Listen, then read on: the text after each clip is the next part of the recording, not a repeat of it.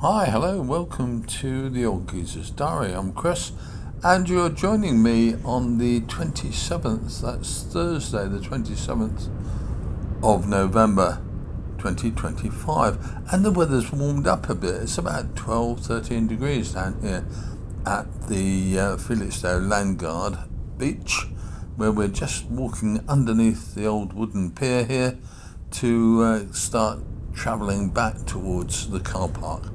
I didn't think I'd take you out there with me because I was nearly getting blown away the way it was coming, but on the way back I've got the wind somewhat behind me.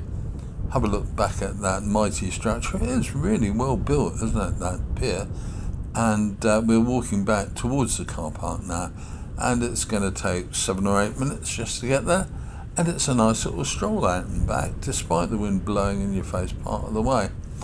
The wind we've got today is a south-southwesterly. It's blowing kind of 18-20 knots according to the Haven Authority sensors. So it's cutting up a fair little chop in the harbour. It's bouncy if you're in a yacht, but the big ships, of course, don't notice it from the movement point of view, although of course they do from the windage point of view. Big ships, as I think most people know, have immense windage with a big stack of containers, and they can be blown kind of sideways if they're standing still. It's not a very good thing to do, and they have to be very careful about their windage and make sure they've got sufficient tugs to handle their manoeuvres at an appropriate speed. That's a mouthful, isn't it? But there you go. Anyway, you can see what I mean by the harbour chopping up. If you were in a small boat or a dinghy even, you'd be bouncing about all over the place, but never mind. As you can see, it is a very quiet day at the port of Felixstowe just at the moment. There was a small cargo ship, looked like a general cargo ship, on berth 3 or 4, and on berth 8 there's a comparatively tiny container ship. I don't know how big she is, I didn't take a look properly, but she's sitting there where the big ships usually sit, and actually just as we speak, one of the bigger ships is coming in. That's MSC Faith. I'll put a clip up of her as well just so you can see her in all her glory. She's a 365 metre long ship carrying about 14,300 odd TEU of containers. Big ship. And she's heading in as we speak. She'll be coming in kind of behind us, but I'm going to ignore that this morning and just carry on walking along the beach. I really like it, as long as the wind's not right in your face as it was coming out this way. One of the things about Felixstowe's Landguard Beach is it is very stony. There's some sandy patches, but the stony patches are really quite hard to walk on. And one of the things that I noticed on today's walk was just how the height of the tide affects the beach. There are 2 or 3 shelves in the slope of the beach where it must have been around the top of the tide or the top of the tide as it moved stones about, and they're quite difficult to walk on if you're going up to the top of the beach, so that you can get a nice bit more compacted to walk on and kind of smoother to walk on. So that's what I aim to do.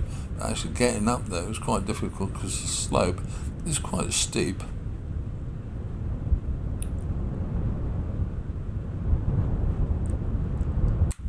There you go. I think you can actually see that effect now. I don't know whether you can very clearly, but I think you can. It's kind of steps going up the beach, really.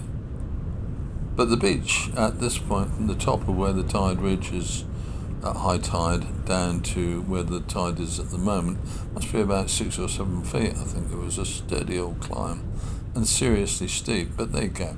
If you do go down there, take care, because it's quite easy to lose your footing on a slopey shingle beach.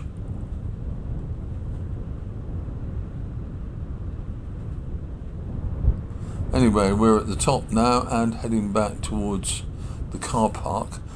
You can see on our right the old barracks buildings, or more like the lookout posts that surround the Felixstowe Landguard Fort. It's built a long time ago, but it kept in use up until the end of the Second World War and for a time afterwards. But it's obviously not appropriate to today's kind of warfare. It would be knocked out in the first 15 minutes, I should think. If anyone bothered with it at all. But it's still a nice place to go, and if you haven't been to Landguard Fort, let me recommend it. It really is an interesting place, and it shows you a lot about how people lived.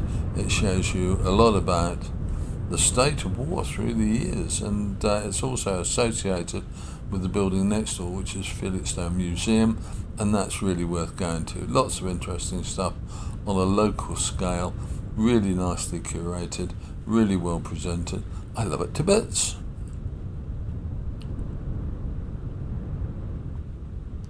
I'm now walking along the concrete sea defence at the top of the beach, and that's really much nicer to walk along than the shingle. As you can see, you get firm footing, and it's just a nice little stroll to go back to the car. The whole round trip takes about 15-20 minutes, and there's a number of places where you can stop and have a look. If you're feeling a bit more enthusiastic about walking against our prevailing wind, then walking right out to the far end of the Landguard Beach takes about, I guess, the best part of 20-25 minutes, and it's not too bad going. Walk back with the wind behind you and you'll be blown along nicely. There you go. And there's a few ship spotters up on the hard standing in front of the car park, filming a ship that's just about to come in, which is MSC Faith, and I think I showed you a clip of her earlier.